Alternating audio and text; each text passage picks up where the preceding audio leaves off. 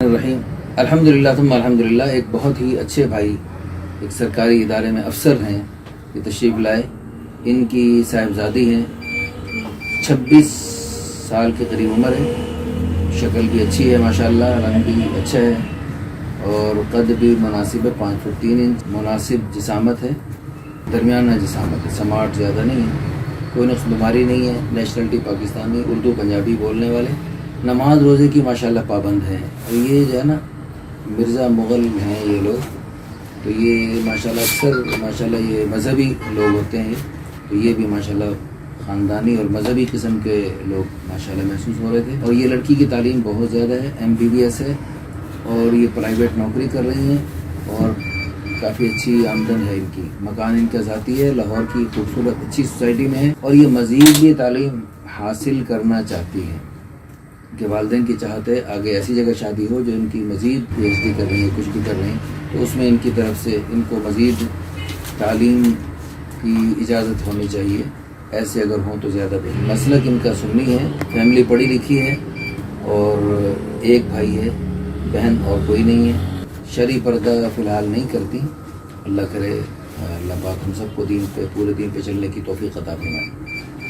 اچھا جی، ان کی ڈیمانڈ ہے جی غیر شادی شدہ ہو اور عمر بھی 30 31 32 تک ہو سکتی ہے.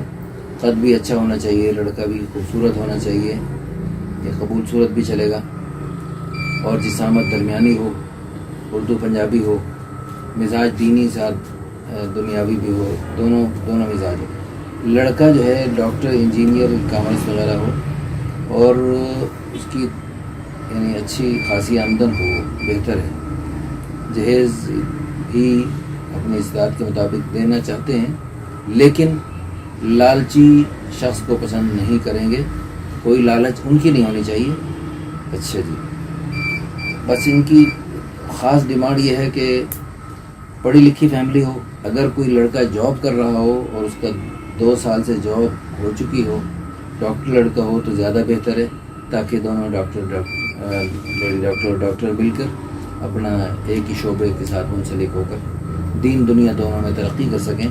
ہماری دل سے دعا ہے اللہ پاک ہماری اس بہن کو اچھا سا رشتہ عطا فرمائے اور یہ ہماری بہن جسمانی علاج کے ساتھ ساتھ روحانی علاج بھی کرنے والی بنے.